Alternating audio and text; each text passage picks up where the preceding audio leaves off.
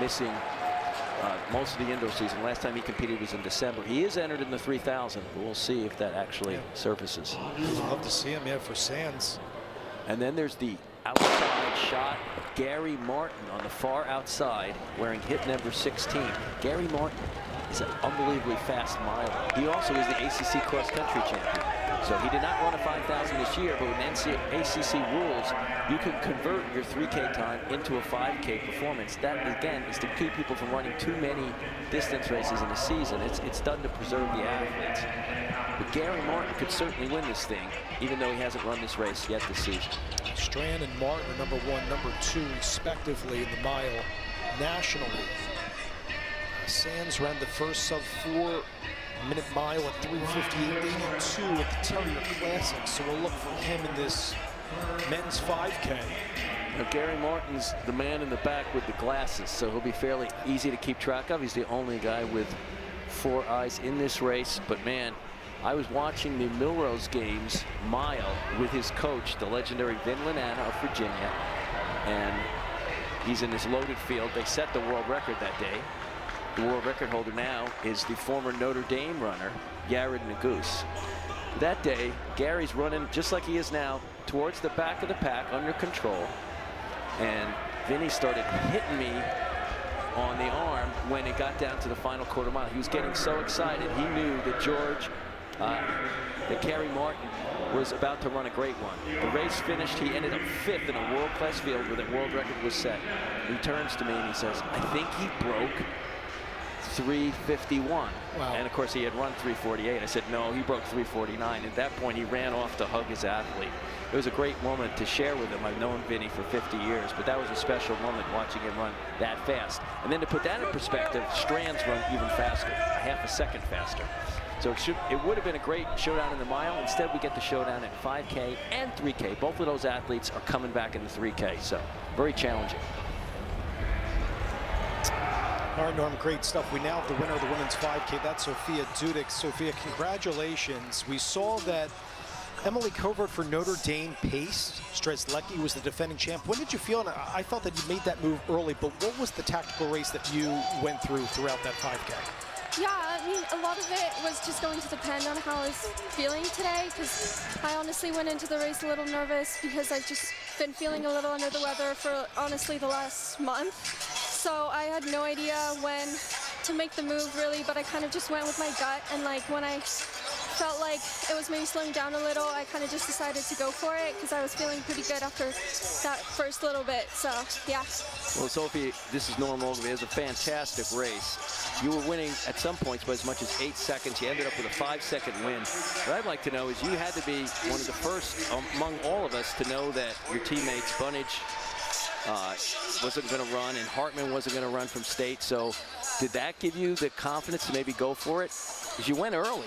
Yeah, I mean, I knew that I was the first seed, I think, going into the race, so I knew I had a good chance of winning, but obviously there were so many great competitors in the race, so I knew that, you know, without Amy and Sophia, I was kind of the person that, you know, needed to like really put my foot forward and try to win it for the team, so that was my goal. Sophia, we know about the adjustments Stanford, Cal in particular, have to make travel-wise, you guys coming to the ACC, but what's that been like for the program and some of your stalwarts with you, like Sophia Kennedy, Bunnage we talked about, Juliet Whitaker as well. What are you guys enduring throughout this transition to the ACC?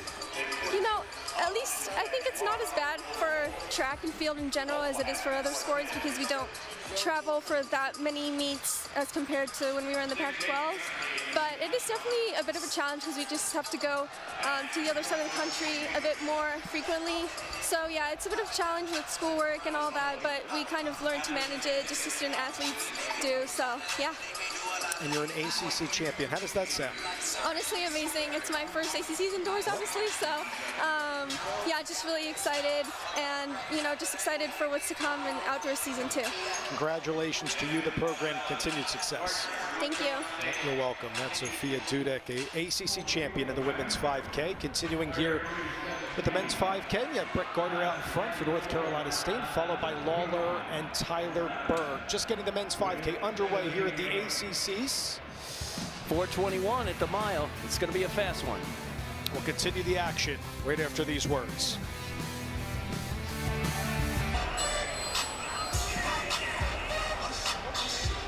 closing in on 13 laps to go in the men's 5K. Brett Gardner out in front for North Carolina State, followed by Lawler of Syracuse and Tyler Berg in third for Notre Dame. Notre Dame with several athletes. They have 3 in the top 8. Wake with 2. Ross and O'Brien running 4th through 5th. But the big move just of our interest is Gary Martin in the glasses now has moved up into 5th. He was 10th just a lap before. So Gary Martin, the first to move among Strand of UNC and Colton Sands of UNC, what we consider the big 3 going in. Again, as we went to break, I told you 4:21 at the mile. Yep. That's 65-second pace roughly. They're still running that. Although the last lap just slipped 1 second to 33, so that's more like 66, but still super fast. And Brett Gardner out there just doing all the work. Sam Lawler of Syracuse, he's been around the ACC for a while. He is tucked in second. But now you see Gary Martin there. That's dangerous to me. And here comes the 2 UNC guys, Strand and Sand. They realize if Martin's ahead of me, that's not where I want him to be. Because Gary, with the exception of Ethan Strand, has the best leg speed in this field. So Gary Martin, just on that lap alone, went from 10th to 5th and now leading the pack. Right. Well, for him, that's not too extreme because he's used to running 3:48 in a mile. So, like, his last lap actually was slow, was 34:10, which is probably why he took the lead. They were running 32s for most of the first mile and a half, and then it slipped to 33. Gary went from 10th to 5th, and then it slipped to 34, and he took the lead. And this last lap also just went 34. So they've gone from 65 pace to 68. So it's not going to be quite as fast as it looked like it might have been early. But here you are, our big 3 in first, second, and third. Martin, Strand, and Sands. And that's how we expect it to end. Running 4th for Wake, Aiden Ross. And their other guy, Charlie, has dropped back. Charlie dropped back to 8th in the last 2 laps. Sam Lawler of Syracuse hanging on to 5th right now. Joseph O'Brien of Wake is also in there. Tyler Berg of Notre Dame in 7th. 9 laps to go in this men's 5K. Followed a lot of Gary Martin's pedigree coming from Warminster, Pennsylvania, and Archbishop Wood. One of the best mile times in the nation is just a high schooler. He's in first, followed by Strand in second. Test to what North Carolina is doing, winning the team title on the men's side for the first time last year that we called since 1996, following what they did at cross country last year. They've really turned around. And Coach Miltenberg, look at this scenario. We were disappointed because we wouldn't have a Martin Strand showdown in the mile. There's 1 mile to go, and they're even. So here it is. Here's our mile showdown between Martin and Strand. We might get this same exact thing on Monday during the 3K final. This is great track and field. And if you can't tell, I'm excited to see what happens. Who will win? Strand has a slightly better PR that he ran a few weeks earlier than Martin. Strand ran it on the lightning fast track at Boston. Martin on the Armory track in New York City at the Millrose Games. In the race, the world record was set out. So these are the 2 best milers in college track. And they are dead even with 8 laps to go. Now there are less than 7 laps to go. And the cross-country performer of the year, Gary Martin as well, this past season. You saw Strand look back to see where Colton was, and they have a big lead now. They put 5 seconds on Colton Sands, and they've put 8 seconds on the rest of the field. Coming up on 6, yes, 6 laps to go, 1,200 meters. I thought it was a very good tell that Strand looked back to see Sands. Didn't see him as close as he wanted to, so he just said, okay, I can do this. I got a faster PR than Gary by, 0.5 of a second. But man, this is great. I mean, track fans everywhere got to be happy about this. Tactically, Norm, take us through the mind here of Ethan Strand, and what is he watching exactly from Martin here? Well, he's thinking Martin's got to lead. He's slightly, his PR is slightly slower. He hasn't run this race all year. Now, he is the ACC cross-country champion. But Martin's just so tough, This is just such a great showdown between the 2 best distance runners in the conference. And I can't recall the last time we had a setup like this. Coming up on 1K to go. And we got 2 guys together. And look at this time, too. They're going to hit 1K under 11 minutes. So you know, they're going to run a lot closer to 13 minutes than 14 minutes. And they are just running away with this thing. They are now, we're looking at STRAND's time is, we're going to get to split in just a second. They were 11:23 at 4K, and Ross now has moved into third for Wake, but he's 12 seconds back. So, I mean, this is a two-man race for the title. And to get in somebody's head for the 3K, like the guy who wins here, most likely is going to have advantage going into 3,000 when they'll meet as a showdown again. There's 600 to go here. I remember Martin last year shattered that 3K school record for Virginia by 10 seconds, running the 4th fastest collegiate time. This guy, for those that aren't aware, I know most are, just continues to break records at Virginia and nationally, with Strand running second. Even Ross leapfrogs into third. I love the way, I love the strategy of Vin of putting him in this race. I mean, he used that 3K time to get him into the race. But I really think Vanny it's his style. He's going to show the best guy in the country, supposedly, that his guy is better. Let's get it done in the first race of the meet. Let's determine this as early as we can. Gary doesn't look as smooth as Strand, and generally you'd want to be in Strand's position of being able to come from behind. But Martin is such a tough son of a gun. I don't know how this is going to turn out. Strand and Martin still battling it out. Martin first, Strand second with just 1 to go. At the bell, it is Martin still leading. What's and they the were answer like, for Strand? To the backstretch. It's to go to the backstretch and move Here right he down. goes. There he goes, and that's a decisive move. Martin's not going to counter that. The race was just decided right there. Look at this kick. Strand, the 3:48 miler, showing he's the best 5K runner against the ACC cross-country champion, Ethan Strand. What an exciting finish. He's going to have a great time as well. 13:26. Ethan Strand is your ACC champion in the men's 5K. Just ousting Gary Martin.